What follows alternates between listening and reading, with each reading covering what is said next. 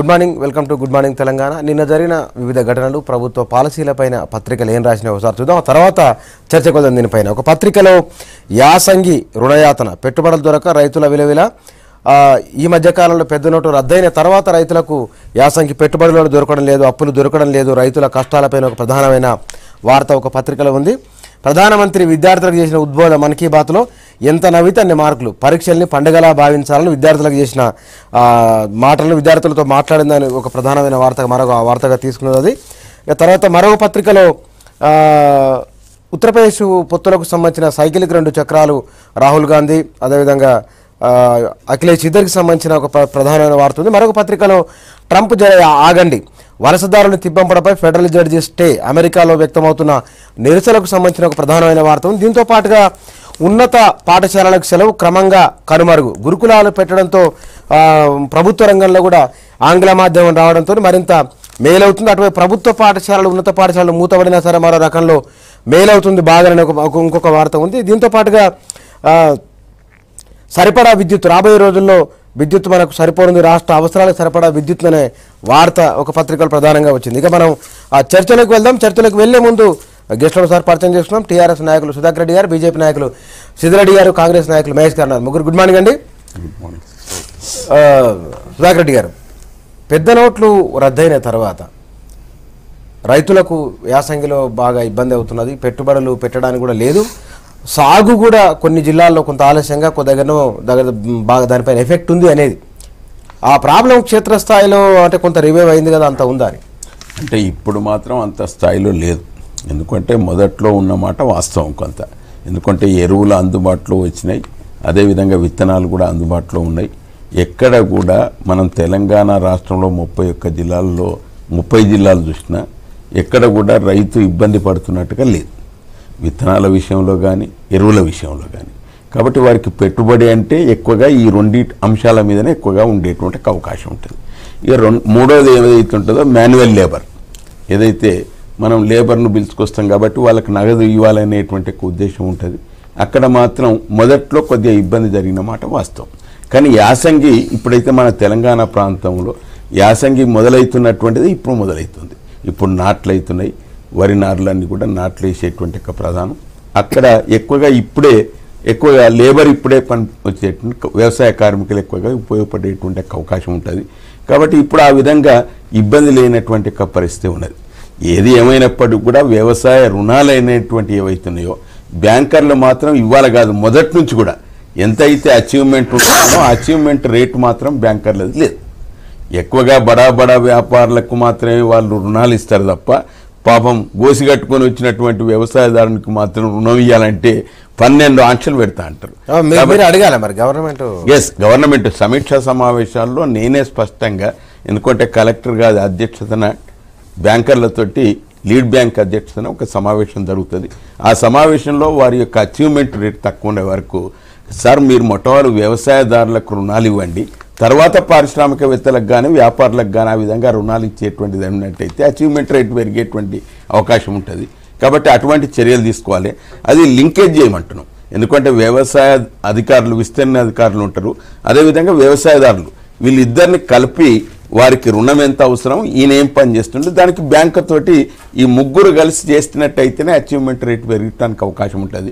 కాబట్టి బ్యాంకుల దగ్గర ఇప్పుడు డబ్బు ఉన్నది, ఆ డబ్బును సద్వినియోగం చేసేటట్టుగా ఈ యంత్రాంగం రైతులకు ఏం కష్టం లేదంటారు. మొత్తం కష్టం లేదనేటువంటి ఒక మాట మాత్రం నేను కూడా చెప్పలేను.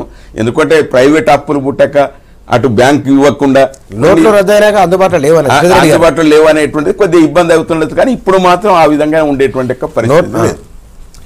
ఇప్పుడు నోట్ల రద్దు కారణంగానే డబ్బులు దొరకట్లే అని చెప్పేసి మాట్లాడడం అనేది సరైన పద్ధతిగా. ఎందుకంటే మీరు ఇవాళ ఇదే పార్టీల నాయకులందరూ కూడా ఏం చెప్తున్నారంటే ప్రజల దగ్గర ఉన్న డబ్బంతా ప్రభుత్వం అనుకున్నది 1-2 లక్షల కోట్లు అసలు బ్యాంకులలోకి రాదు, ఆ డబ్బంతా రాదు ప్రభుత్వానికి చేరుతుందని చెప్పేసి అనుకుంటే డబ్బు అంతా బ్యాంకుల్లోకి వచ్చిందని చెప్పేసి ఇవాళ బ్యాంకులలో పరిమితులు కూడా ఎత్తేసారు. కరెంట్ అకౌంట్లలో కానీ లేకపోతే సేవింగ్స్ అకౌంట్స్లో కానీ పరిమితులు ఎత్తేసారు, ఇంకా ఎత్తేస్తూ ఉన్నారు. మీరు యూరియాకు అట్లాంటి వాటికి అన్న చెప్పిన వాటికి ఒకటి ఇవ్వాలంటే కూడా ఎవరైనా కానీ చెక్ ఇచ్చి కూడా ట్రాన్సాక్షన్ చేసుకునే పరిస్థితులు ఉన్నాయి. కాబట్టి డబ్బు లేదు అందుబాటులో అనే మాట మాత్రం వాస్తవం. నోట్ల రద్దు కారణంగా రైతులకు డబ్బు అందట్లేదని చెప్పేసి ఎవరైనా తప్పించుకోవాలని చూస్తే అది ఉద్దేశపూర్వకమైనటువంటి వ్యవహారం తప్పితే ఇంకోటి కానీ ప్రైవేట్ బ్యాంకులు ప్రైవేట్ వాళ్ళ దగ్గర పోయాడు వాళ్ళ దగ్గర ప్రైవేట్ నోట్లు లేకపోవడం అంటే క్యాష్ ట్రాన్సాక్షన్ అంటే ఇప్పుడు ప్రభుత్వానికి లెక్క చెప్పకుండా ఎప్పుడు తిరగనే మళ్ళీ ₹5 వడ్డీకి ₹4 వడ్డీకి నడిపించుకుంటే వాళ్ళకు బ్యాంక్ వాళ్ళు ఆల్రెడీ బ్యాంకులో చదువుకున్నారు వీని అకౌంట్లో వాని అకౌంట్లో చదువుకున్నారు ఇవాళ వాటిని బయట తీసే క్రమంలో దొరికిపోదామని భయంతో తీయని డబ్బే ఉంది తప్పితే బ్యాంకులలో డబ్బు లేకపోతే మరి 15 లక్షల కోట్లు ఎడికెళ్ళి వచ్చింది భగవంతుడు సృష్టించిన డైరెక్ట్ అకౌంట్లో లేలే కదా డబ్బు ఉన్నది ఉన్న వాళ్ళ డబ్బులు పెద్ద ఎత్తున వడ్డీ వ్యాపారులు వేరు అకౌంట్ల పేరు మీద డబ్బులు వేసుకొని ఉన్నారు దాంట్లో ఎటువంటి సందేహం లేదు లేదా బ్యాంకులో డబ్బు వచ్చే అవకాశం లేదు అయితే ఇవాళ రుణం ఎక్కడి నుంచి అందుతుంది మీకు సాంప్రదాయకంగా ఒకటి వడ్డీ వ్యాపారులు ఒకటి కానీ బ్యాంకుల నుంచి వచ్చే రుణం ఎక్కడి నుంచి పోయింది ఎందుకు ఇవ్వలేదంటే ఒకటి మీకు ముందే మనం ఎన్నడూ లేని విధంగా రబీ యొక్క టార్గెట్ని తగ్గించాం ఎన్ని లక్షల ఎకరాలు అనే విషయాన్ని అయినా ఎందుకు రుణాలు చాలా క్లియర్గా రాశారు మీరు రుణమాఫీ సకాలంలో బ్యాంకులకు వడ్డీలు కట్టలేదు కాబట్టి అసలు మీరు కట్టిన డబ్బుల్ని వాళ్ళు అసలు కింద జమ చేసుకోకుండా వడ్డీల కింద జమ చేసుకున్నారు అందుకోసం చెప్పేసి ఖరీఫ్లో డబ్బులు ఇవ్వలేదు ఆ తర్వాత మిగతా విడతలు చెల్లించలేదు కాబట్టి ఇప్పుడు బ్యాంకులు సింపుల్ దీనిలో పెద్ద ఏమీ భ్రమరహస్యం లేదు బ్యాంకులకు తెలంగాణ ప్రభుత్వము రైతు రుణమాఫీ కింద ఇస్తున్న డబ్బులు ఇవ్వలేదు కాబట్టే ఇలా బ్యాంకులు రుణాలు ఇవ్వట్లేదు మీరు సమీక్షలు పెట్టండి లీడ్ బ్యాంక్ మేనేజర్తో పెట్టండి మంత్రులు మాట్లాడండి ముఖ్యమంత్రులు మాట్లాడండి ఖచ్చితంగా బ్యాంకులు పట్టించుకునేటువంటి పరిస్థితులు లేదు నోట్ల రద్దుకు సంబంధం లేదండి బ్యాంకుల దగ్గర మస్తు డబ్బులు ఉన్నాయి నోట్ల రద్దు ఇప్పుడు బ్యాంకులు రుణాలు ఇవ్వాలంటే ఇవాళ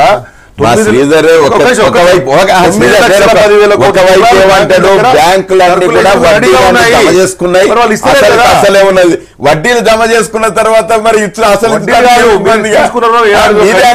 ఇప్పుడు ఏదైతే మీరే అన్నారు ఒక పంట కాలంలో 2 పంటల కాలంలో కడితేనే మళ్ళీ మీకు రుణం వస్తున్న నిబంధన ఉన్నప్పుడు మీ ప్రభుత్వము మాఫీని అమలు చేయకపోవడం మూలాన డబ్బు బ్యాంకులో చేరలేదు కాబట్టి రైతులకు ఇవ్వట్లేదు నేను శ్రీధర్ ఒక్క రైతన్నా గానీ రుణమాఫీ వల్ల నాకు బ్యాంకు రుణం వస్తలేదని ఒక్కరిని చూపిస్తా ఒక్క రైతన్నా బ్యాంకర్ల దగ్గర ఉండేటువంటి మోసం తప్ప ఎవరి దగ్గర వాళ్ళు చేసేదంతా కూడా వ్యాపారం లావాదేవీలు ఎక్కువగా వ్యాపారస్తులతో జరుగుతూ ఉంటది కానీ మామూలు వ్యవసాయదారులు మాత్రం పట్టించుకున్న ఉదంతం లేదు మహేష్ గారు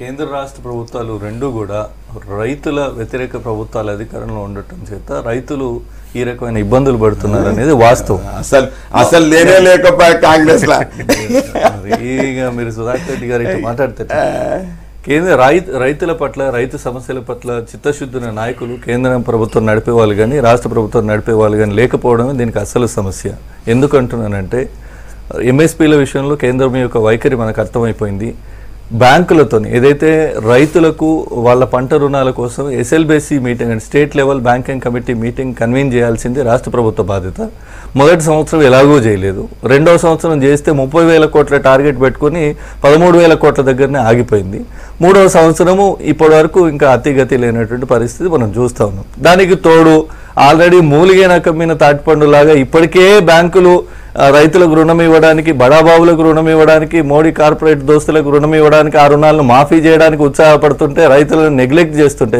నిర్లక్ష్యం చేస్తుంటే రైతుల రుణాలను ఆ మూలిగే నక్కమైన తాటిపండు అన్నట్టు పైకి వెళ్ళి డిమానిటైజేషన్ నోట్ల రద్దు కార్యక్రమం ఉన్న పాత నోట్లు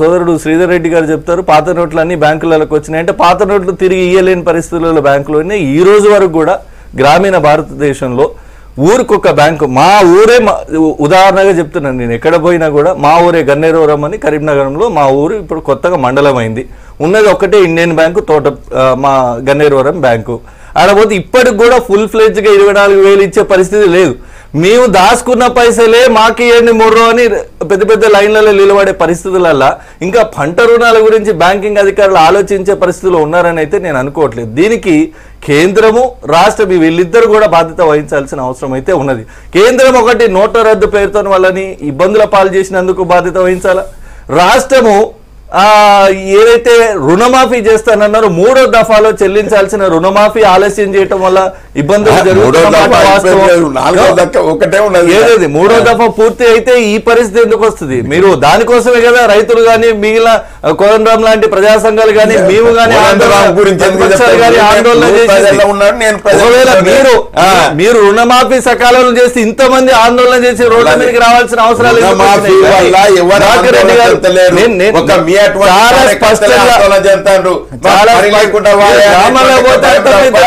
గ్రామాల్లో పోయి సామాన్య ప్రజానికంతో మాట్లాడితే గులాబీ దండుతో మాట్లాడితే వాస్తవాలు అర్థం కావు. సుధాకర్ రెడ్డి గారు మీ చూస్తుండే కార్యకర్తలు గులాబీ వేసుకునే నాయకులు అర్థం బాగుందని చెప్తారు. సామాన్య రైతులు అడిగితే వాళ్ళ కష్టాలు ఏంటనేది తెలుస్తుంది.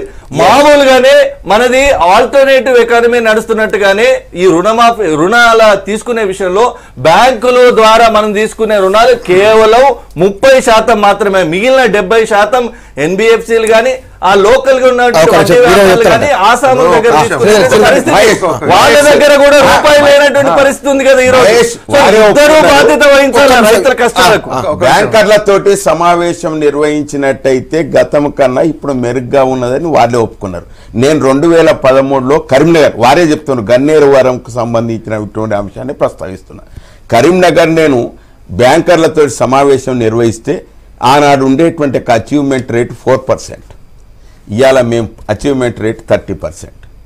అంటే నువ్వు ఎంత మేము ఇచ్చినట్టు ఉన్నదా ఇచ్చినట్టు ఉన్నదా? కేంద్రంలో ఉన్న ప్రభుత్వాలు రైతు వ్యతిరేక ప్రభుత్వాలు అని చెప్పేసి మీరు మాట్లాడితే ఒకసారి చరిత్ర మీరు చూసుకోండి. ఇవాళ మొత్తం వ్యవసాయ రంగాన్ని రివ్యూ చేస్తే భారతీయ జనతా పార్టీ పాలనలో ఉన్న రాష్ట్రాల్లో వ్యవసాయ రంగం ఎట్లా ఉంది? మధ్యప్రదేశ్ లాంటి రాష్ట్రాల్లో 21% వ్యవసాయం వృద్ధి రేటు ఉంది. వైవై అంటే year on year growth rate. ఈ సంవత్సరానికి వచ్చే సంవత్సరానికి పోలిస్తే 21% వృద్ధి రేటు ఉన్నది. కాంగ్రెస్ పార్టీ పాలన కర్ణాటక లాంటి రాష్ట్రాల్లో చూసుకుంటే మీకు అర్థమవుతుంది. నేను కాబట్టి ఆ రోజు మీరు ఏమీ చేయలేదు కాబట్టి ఇలా పంట బీమా యోజన 2% ప్రీమియంతో తీసుకొచ్చినా కానీ కృషి సించాయి యోజన పేరుతోటి ఇరిగేషన్ ఫెసిలిటీస్ డెవలప్మెంట్ చేస్తుంటే కూడా దేశం మొత్తం మీద ఉన్న ప్రాజెక్టులు ఇంక్లూడింగ్ తెలంగాణలో 11 ఇరిగేషన్ ప్రాజెక్ట్స్ ఏఐబిపి కింద ఇవాళ చేపట్టి పెద్ద ఎత్తున ప్రోత్సాహిస్తూ ఉంటే మీరు రైతు వ్యతిరేక ప్రభుత్వాలను మాట్లాడితే బ్యాంకర్లు తర్వాత ఇక్కడ ఉన్నటువంటి రాష్ట్ర ప్రభుత్వం రుణమాఫీ ఇబ్బందులు ఈ రెండు కలిసి వచ్చినటువంటి సమస్యల్ని నోట్ల రద్దుకు ముడిపెట్టి మనం రాజకీయ ప్రాబల్యం. నోట్ల రద్దుతో వచ్చినటువంటి సమస్యలు ఇప్పటికీ తొలగిపోయాయి. ఎక్కడో ఒక చోట స్ట్రే ఇన్సిడెంట్స్ ఏమన్నా ఆడ ఆ పర్టికులర్ బ్యాంక్లో ఉన్న సమస్యలతో వచ్చి ఉంటుంది. కానీ ఎక్కడ మీరు హైదరాబాద్లో మీరు పోయి చూడండి. అలా హైదరాబాద్ నిజం నాకు అర్థం. నేను మీరు ఎక్కడికి వచ్చిన నా తెలియదు. నేను కూడా ఊర్లలో ఇంటర్మీడియట్ దాకా డిగ్రీ దాకా ఊర్లోనే ఉన్నా కాబట్టి నాకు చెప్పకండి. కానీ అంటే ఒక మాట అంటే దాన్ని పట్టుకొని ఊరేగే పద్ధతి కాదు నాది. హైదరాబాదే కాకుండా మిగతా ఎక్కడైనా మీరు పట్టణాల్లో పోవచ్చు, చిన్న చిన్న గ్రామీణ సమస్య లేదు. కానీ రుణమాఫీకి నోట్ల రద్దుకు లింకు పెట్టొద్దు. దాన్ని అనవసరమైనటువంటి చర్చ పక్కదారి పడుతుంది. ఇవాళ ఎందుకు ఇవాళ రైతులు రుణం ఇవ్వలేదు బ్యాంకులు అంటే పైసలు కట్టలేదు కాబట్టి. ఎవరికి రుణం ఇప్పుడు గతంలో ఇచ్చిన వాళ్ళకని ఇవ్వాలి కదా, కొత్తగా ఇవ్వలేదండి. పోనీ గతంలో ఇచ్చిన మేరకు ఇవ్వాలి కదా, ఎందుకు ఇవ్వలేదంటే సింపుల్ కాన్సెప్ట్. మా శ్రీధరే ప్రాంతాల్లో రుణాలు ఏవైతున్నాయో రెన్యువల్ జరిగింది, రీషెడ్యూల్ జరిగింది. అంటే ప్రతి ఒక్క రైతు ఎవరైతే తీసుకున్నారో గతంలో తీసుకున్నటువంటి వారికి రెన్యువల్ చేసినాం, రీషెడ్యూల్ చేసినాం. నెంబర్ టూ మధ్యప్రదేశ్ విషయం ప్రస్తావించండి. ఇవాళ మా దగ్గర పంటలు చూస్తే ఇలా వండర్ అయిపోవాలి. కందులు 5 రెట్లు పెరిగింది పంట, ధర పడిపోయింది. దానికి ఎట్లయినా అధిక దిగుబడి వచ్చిన పత్తి పెరిగింది. ఇప్పుడు యాసంగి పంట చూస్తే భూమి ఏమైనా భారం అయిపోతుందా అనేటువంటి రీతిగా పంట వస్తుంది. ఇప్పుడు రావాలని కోరుకుంటున్నాం తెలంగాణ. మధ్యప్రదేశ్ ప్రస్తావించండి కాబట్టి చెప్తున్నా, మా తెలంగాణలో రైతులను ప్రోత్సహించేటువంటి కార్యక్రమాలు ఇలా రాష్ట్ర ప్రభుత్వం తీసుకుంటారు. నీటికి ఇబ్బంది లేదు, కరెంటుకి ఇబ్బంది లేదు, ఎరువులకు ఇబ్బంది లేదు, విత్తనాలకు ఇబ్బంది లేదు. రైతులు శ్రేష్టంగా కొనడానికి ఇబ్బంది లేదని చెప్పేసి రైతులు కొంటారు. గ్రామీణ ప్రాంతాల్లో ఇలా ఐకేపీ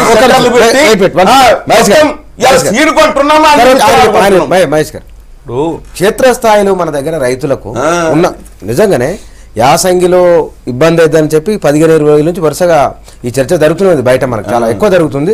క్షేత్రస్థాయిలో ఉన్నమాట వాస్తవమే, రైతులకు ఇబ్బందులు ఉన్నది. ఇప్పుడు రైతు పరిస్థితి తెలంగాణలో ముఖ్యంగా మిగతా రాష్ట్రాల పరిస్థితి అటు ఇటుగా ఉన్న తెలంగాణలో పెట్టే పెట్టుబడి ఒక క్వింటా ధాన్యం పండించడానికి లేదంటే పత్తి పండించడానికి ఒక 6,000 రూపాయలు అయితే వచ్చే రాబడి 4,000, 4,500. అంటే పెట్టే దాంట్లో క్వింటాకు పెట్టిన ఖర్చులో 1,500 నష్టమే జరుగుతున్నది రైతుకు. అంటే వచ్చిన పంట మీదకి వెళ్ళి కడదామంటే ఆ పరిస్థితి లేదు. ఒకవేళ వచ్చిన పంట కూడా అమ్మితే అది బ్యాంక్ అకౌంట్లో ట్రాన్స్ఫర్ చేసుకోమని పెద్దలు మోడీ గారు చెప్తా ఉన్నారు. వీటిని డ్రా చేసుకోవడానికి ఆంక్షలు ఉన్నాయి. ఏది మా డబ్బును మేము బ్యాంకులకి వెళ్ళి రైతులు తీసుకోవడానికి కూడా ఆంక్షలు ఉన్నాయి. ఆ మేరకు డబ్బులు తీసుకోవడం కష్టం అవుతుంది. వచ్చే రాబడి అంతగా లేదు. కాబట్టి రైతులకు ఖచ్చితంగా ఈ ప్రభుత్వాలు ఆ మద్దతుగా నిలిచి వాటికి కొంత ఉదారంగా వ్యవహరించి రుణాలు ఇవ్వాల్సిన అవసరం ఉండింది. దానికి ఒక దీర్ఘకాలిక ప్రణాళిక ఉండాల్సిన అవసరం ఉంది. రైతాంగాన్ని మేలు చేయాలని పేపర్లో ప్రకటనల కోసం మాట్లాడితే సరిపోదు బుచ్చన్న గారు. దానికి సంబంధించిన కసరత్తు జరగాల. వ్యవసాయ అధికారులతో ఒక్క నిమిషం సుధాకర్ రెడ్డి గారు, నేను చెప్పే విషయాలు కొన్ని ఉన్నాయి. కసరత్తు చేయాలా, ఆ కసరత్తు జరగలేదు. ప్రణాళికబద్ధంగా రైతులకు రుణ వితరణ చేయాలన్నటువంటి ధ్యాస రాష్ట్ర ప్రభుత్వాలకు లేదు. SLBC మీటింగ్ లో పెట్టిన ఏ టార్గెట్ కూడా ఇప్పటివరకు 50% పూర్తి కాలేదు. నెంబర్ 1. నెంబర్ 2 విషయానికి వస్తే మధ్యప్రదేశ్ ఈ దేశానికి వ్యవసాయంలో ఆదర్శం అన్న మిత్రుడు బీజేపీ వాదనతో నేను ఏకీభవించట్లేదు. ఎందుకంటే బీజేపీ అధికారంలో ఉన్న మహారాష్ట్రనే ఆత్మహత్యలో నెంబర్ 1 గా ఉంది దేశం. అధికారంలో తెలంగాణ కాంగ్రెస్ 3వ స్థానంలో, కర్ణాటకలో ప్రీవియస్ కాంగ్రెస్ ఎన్సీపీ ప్రభుత్వం ఉన్నది. కర్ణాటకలో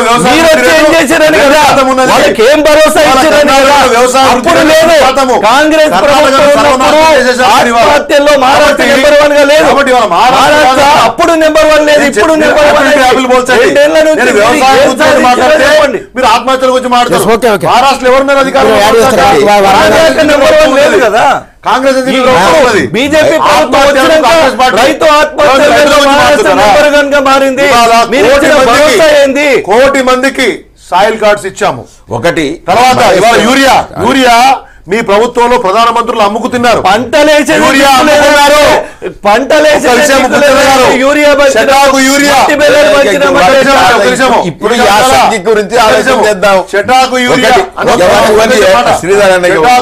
రైతులకు కూడా 120 కోట్ల రూపాయలు మీ ప్రధానులు తిన్నారు. మేము యూరియాలో నీమ్ కలిపి ఇవాళ ఎటువంటి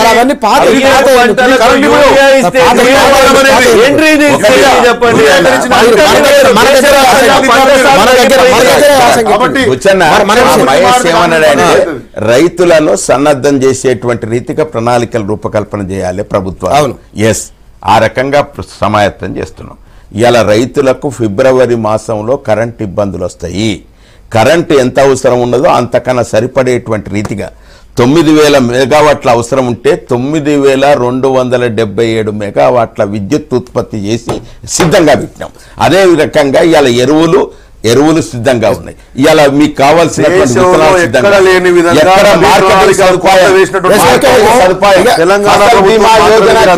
ఫసల్ బీమా యోజన.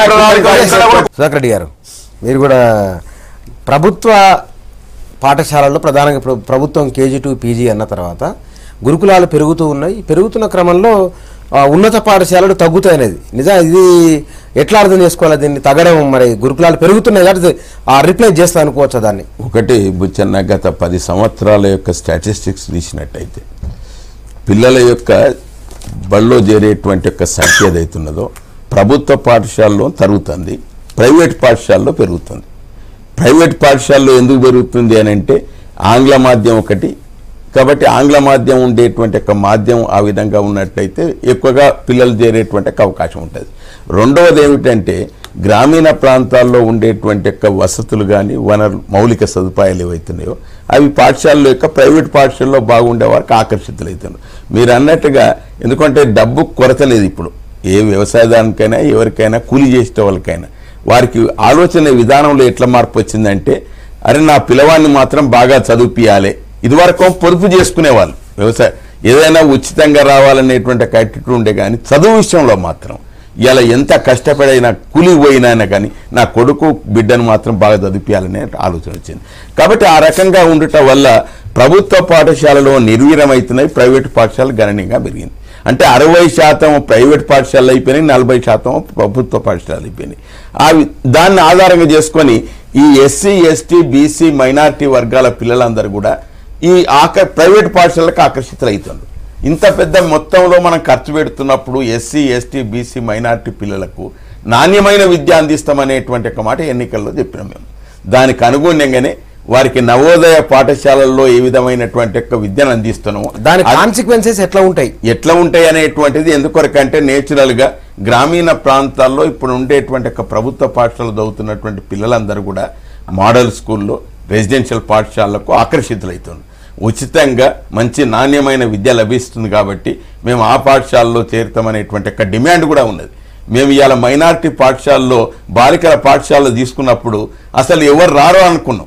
12,000 సీట్లు ఇస్తే 12,000 నిండుతాయా అనేటువంటిది వస్తే డిమాండ్ 36,000 డిమాండ్ వచ్చింది. కాబట్టి ఆ రకమైనటువంటి ఈ రెసిడెన్షియల్ పాఠశాలల్లో మోడల్ స్కూళ్లలో డిమాండ్ ఎక్కువగా ఉండటం వల్ల ముఖ్యమంత్రి గారు 5,000 కోట్లు ఖర్చు పెట్టాం మొదటి సంవత్సరంలో. ఇవాళ ఈ సంవత్సరం మళ్ళీ 5,000 ఖర్చు పెడుతున్నాం. కాబట్టి ఆ రకంగా గురుకుల పాఠశాలలు ఎస్సీ ఎస్టీ బీసీ మైనారిటీ పిల్లలకు గురుకుల పాఠశాలలు ఇట్లే మాడుకుంటూ పోతే ప్రజల్లో మానసిక సమస్యలు వచ్చే అవకాశం ఉంది. ఆ సినిమా లహనాపేల్ అంటే సినిమాలో కోట శ్రీనివాసరావు కదా ముందు కోడిగట్టి ఇక్కడ భోజనం చేసినట్టు మన రాష్ట్రంలో చాలా విషయాల్లో పాఠశాలలు ఏర్పాటు చేస్తే నవ్వుతో కోడి పిల్లని కట్టానంటే ఇదేమన్నా అర్థం ఉన్నా అదే అసలు పిల్లలందరూ నియోజకవర్గంలో చూస్తే 6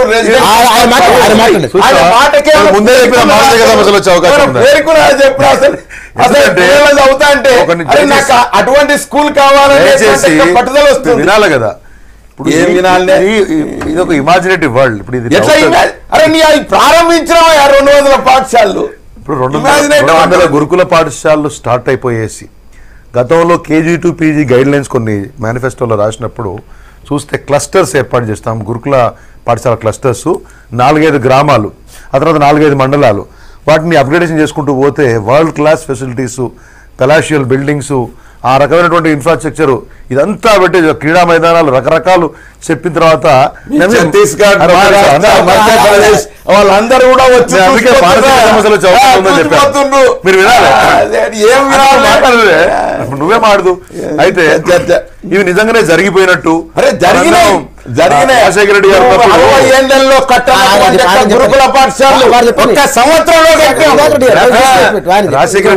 కొన్ని గ్రాఫిక్స్ ఉండేది. ఇట్లా వస్తుంటే నడుచుకుంటూ పోతే రోడ్లు వేసినట్టు, ఇట్లా ఎమ్మటే ఇట్లా మొత్తం పంటలంతా గ్రీన్ అయినట్టు ఈ రకంగా పాఠశాల మనం కలగట్టినాం.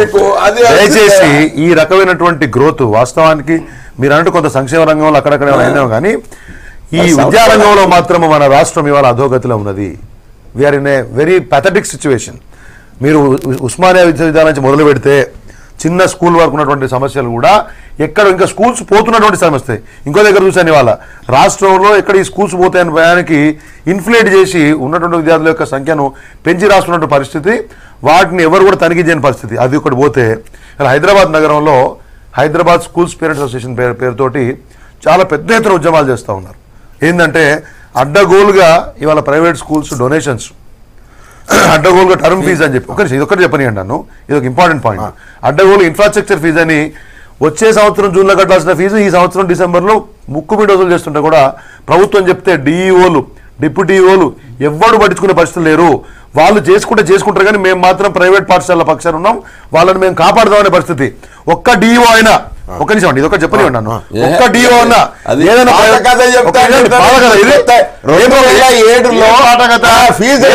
ప్రభుత్వము వచ్చిన తర్వాత ఎవరని చెప్తారు రోడ్డు మీద లక్షలాది రూపాయలు కూర్చున్నారు. మీరు ప్రైవేట్ పాఠశాల ఏమి చేయకపోగా డిఓలు డిప్యూటీఓలు డబ్బులు తీసుకొని ఒక్కడు కూడా ప్రైవేట్ ఇవాళ మొత్తం పేదవాళ్ళు ప్రభుత్వ పాఠశాల చెప్పనివ్వండి సార్, ప్రమాణాలు లేక ప్రైవేట్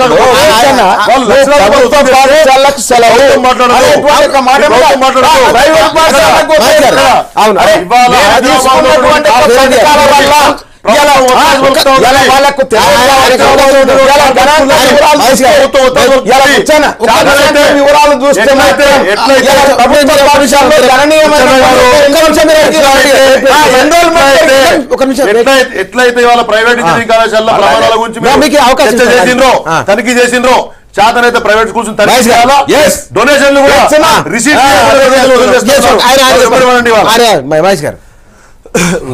ఉద్యమ కాలంలో కేసీఆర్ గారు కానీ ఉద్యోగ సంఘాల నాయకులు కానీ కొంతమంది మాట్లాడుతూ చాలా సందర్భాల్లో ఇక్కడ తెలంగాణ యువత పెట్టుకున్న కాలేజీలు స్కూళ్ళు మూసిపోతున్నాయి, మిగిలిన చైనా బ్యాచ్ ఏదైతే చైతన్య నారాయణలు కానీ ఇంకొన్ని కార్పొరేట్ శక్తులు వాళ్ళ పోటీకి తట్టుకోలేక అందరూ మళ్ళా ఏదో కాలేజీలో ఉద్యోగులుగా జాయిన్ అయ్యే పరిస్థితి కాలేజీలు మూసేసి, సో తెలంగాణ ఉద్యమం రాగానే వాళ్ళందరినీ కూడా ఎంకరేజ్ చేసి ఈ అక్రమంగా నడుస్తున్నటువంటి పాఠశాలలు పరిమితులు లేనటువంటి నిబంధనలకు అనుగుణంగా లేనటువంటి పాఠశాలలు కళాశాలల మీద చర్యలు తీసుకుంటామనే మాట చెప్పి గురుకులాలు ఇవన్నీ చెప్పుకుంటూ వచ్చిండ్రు. గురుకులాలు అనేది ఇప్పుడు పేపర్లో కనబడతా ఉంది. కానీ నిన్నటికి నిన్న నేను ఒక ఉదంతం చెప్తానంటే సుధాకర్ రెడ్డి గారు అడిగింది కాబట్టి మా ప్రభుత్వంలో ఏమన్నా జరిగినాయని, మీరు ఉన్న కాలేజీల మీద స్కూళ్ళ మీద చర్యలు తీసుకోలేదు, అది శూన్యం, అది పక్కన పెడదాము. కనీసం వెలాసిటీ అనే కాలేజీ వైద్య ఆరోగ్య శాఖ మంత్రి లక్ష్మారెడ్డి గారు ఓపెనింగ్ చేసిండ్రు.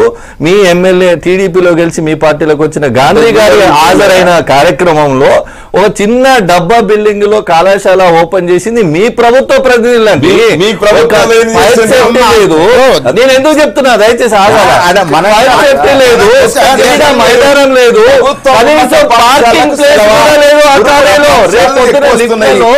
బుచ్చన్న గారు అన్ని సౌకర్యాలు ఉన్న వాటికి లేవు అనేది కంప్లైంట్స్ చాలా ఉన్నాయి. కనీసం కొత్తగా ఓపెన్ చేసి ప్రభుత్వం అధికారికంగా మంత్రులు ఓపెన్ చేస్తున్న పాఠశాలలకు కళాశాలలకే దిక్కు లేదు. మీరు ఈ రాష్ట్రంలో విద్యా వ్యవస్థను ఉద్ధరించడానికి మాట్లాడితే నవ్వుకుంటూ కింద విద్యార్థి సంఘాలు విద్యార్థి నాయకులందరూ కూడా యూనివర్సిటీలో పూర్తిగా నేను వస్తున్న ఆయన ఏం చేసింది కాబట్టి నేను దాన్ని చెప్పాలి. యూనివర్సిటీలో పూర్తిగా నిర్లక్ష్యం చేసినాం. ఈ రోజు ఉన్న పాఠశాలలు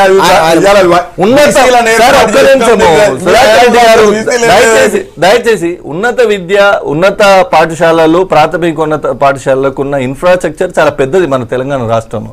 దాన్ని పూర్తిగా నిర్లక్ష్యం చేసి టీఆర్ఎస్ నాయకులు లేదంటే వాళ్ళకి అనుగుణంగా ఉన్నటువంటి బిల్డింగ్లలో అద్దెకు దించుతున్నారు ఇలా గురుకుల పాఠశాలల పేరుతోనే. అంటే వాళ్ళకి బిల్లులు చెల్లించే కార్యక్రమానికి దీన్ని కూడా వాడుకుంటున్నటువంటి దుస్థితిలో ఈ రాష్ట్ర ప్రభుత్వం నడుస్తూ ఉంది. మీకు విద్యా వ్యవస్థ మీద చిత్తశుద్ధి అంటే దినదినం దిగజారిపోతుంది. ప్రాథమిక 1వ తరగతి నుంచి ఆలు చదివే పోరగాళ్ళు అందరూ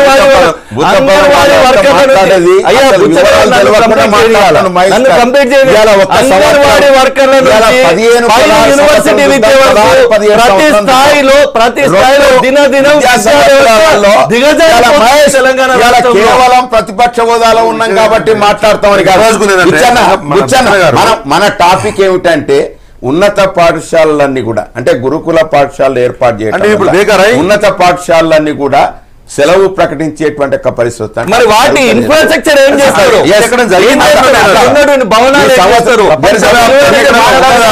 మాట్లాడడం వద్ద ఈ సంవత్సరం వాటికి ఇన్ఫ్రాస్ట్రక్చర్ కలపజేయడానికి ఎవరైతే శాసనసభ్యులు, ఎంపీలు, ఎమ్మెల్సీలు వారి యొక్క నియోజకవర్గ అభివృద్ధి నిధుల నుంచి మొత్తం కూడా వారి ఇన్ఫ్రాస్ట్రక్చర్ డెవలప్ చేయడానికి 1 కోటి మంజూరు చేశారు. దానికి అనుగుణంగా రెండవది వారి యొక్క స్ట్రెంత్ ఏదైతున్నదో ఎన్రోల్మెంట్ కూడా గణనీయంగా పెరిగింది. కాబట్టి మూడవది ఏంటంటే మీడియం, ఇవాళ ఇంగ్లీష్ మీడియం తరగతులు. నేను మొన్న కరీంనగర్ జిల్లా, నిజామాబాద్ జిల్లా తీవ్రమైన అన్యాయం ఇది. ఇంగ్లీష్ మీడియం తరగతులు మీరు ప్రారంభిస్తున్నామని చెప్తున్నారు. ఇన్ని పాఠశాలకు సరిపడా ఇంగ్లీషు టీచర్ ఇంగ్లీష్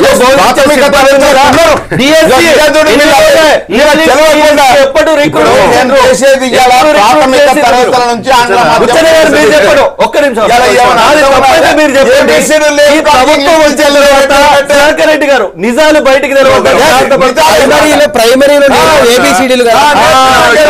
ఒకటి ఇవాళ ఉన్నత పాఠశాలలు మొత్తంగా బంద్ అయ్యి ఉన్న జనాభాలో ఉన్న పిల్లలందరూ కూడా గురుకుల పాఠశాలలో చేరే పరిస్థితి ఉందని ప్రశ్నిస్తా ఉన్నాను. ఏదో ఒక వార్త, ఎస్ అదొక ఆ స్థాయికి వెళ్ళాలా అనేది అది ఉద్దేశం అయితే మంచిదే, కానీ అటువంటి పరిస్థితులు లేవు అనేది పాయింట్ నెంబర్ 1. పాయింట్ నెంబర్ 2, ఇవాళ లేవనెత్తిన అంశం ఏంటంటే ఎక్కడెక్కడైతే ప్రైవేటు పాఠశాలల పేరుతోటి ఇవాళ మీరు విద్యా వ్యాపారాన్ని ప్రోత్సహిస్తున్నారో, ఈ ప్రభుత్వం వచ్చిన తర్వాత తెలంగాణ వచ్చిన తర్వాత హైదరాబాద్ నగరంలో మనం ఒకసారి ఇక్కడి నుంచి పోదాము. అతి పేదవాళ్ళ పిల్లలు తప్పితే మిగతా వాళ్ళు ఎవరు కూడా ప్రభుత్వ పాఠశాలలో చదువుతలేరు. కానీ ఇవాళ ప్రైవేట్ పాఠశాలలు చేస్తున్నటువంటి దోపిడీని ప్రభుత్వము ఉద్దేశపూర్వకంగా నియంత్రించట్లేదు. మీరు హైదరాబాద్ డిఓ గారికి ఫోన్ చేసి అడగండి, పోయిన వారంలో ఎన్నిసార్లు తనిఖీలు చేసినావు, డిప్యూటీ వాళ్ళని అడగండి. లక్షలాది రూపాయలు డొనేషన్లు ఇవాళ వసూలు చేస్తా ఉంటే తల్లిదండ్రులకు నరకాలు తయారైన ప్రైవేట్ స్కూల్స్ వాళ్ళు. కానీ మీరు ఒక్కసారి మీరు ప్రయత్నం చేసిందా? ఎన్నో వేదికల మీద ఇవాళ రోడ్ల మీదకి తల్లిదండ్రులు పోరాడుతుంటే మీరు దాన్ని పాత సమస్య కింద కొట్టేస్తే ఎట్లా?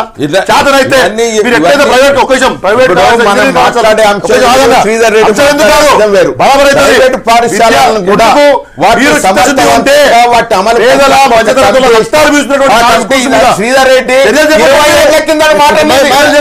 నారాయణ చైతన్య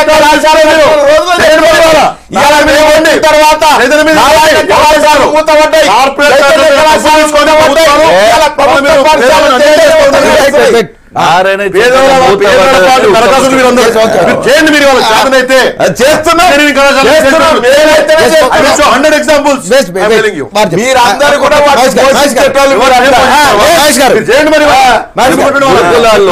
గురుకులాల్లో చదివే విద్యార్థుల యొక్క భవిష్యత్తు వాళ్ళ పునాది మీద ఆధారపడి ఉంటుంది. పునాది ఎంత బలంగా ఉంటే ఇల్లు అంత బలంగా ఉన్నట్టే. స్టార్టింగ్ లో విద్య నేర్పే విధానాన్ని బట్టి వాళ్ళు ఇంగ్లీష్ మీడియానికి అలవాటు పడేటువంటి అవసరాలు ఉంటాయి. కానీ దురదృష్టవశాత్తు మన తెలంగాణ రాష్ట్రంలో ఇప్పటి వరకు మామూలు డిఎస్సి అసలే జరగలేదు. గురుకుల పాఠశాలలు పెంచడం అనేది పెంచుతూ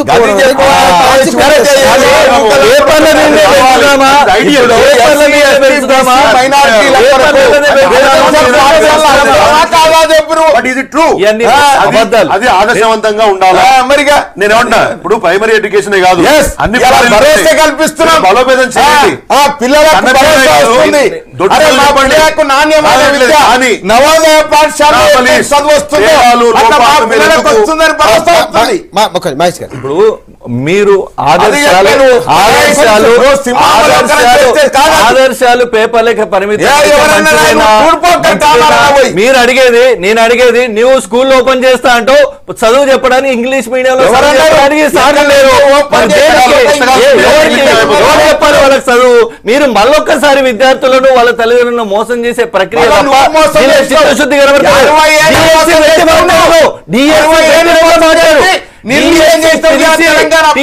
రిక్రూట్ చేసి టీచర్ల నియామకాలు చేసిన తర్వాత మాట్లాడే మాట అప్పుడు ఒప్పుకుంటాము. అది చేత కాదు.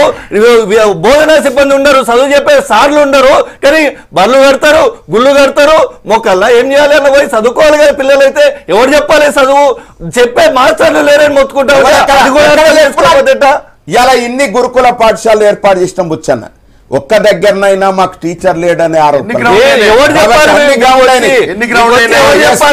అదే చెప్తారు. వాళ్ళకి అదే మహాభాగ్యం అనుకుంటున్నారు.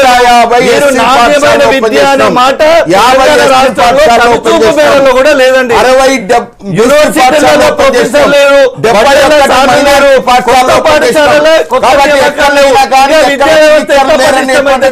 లేదు.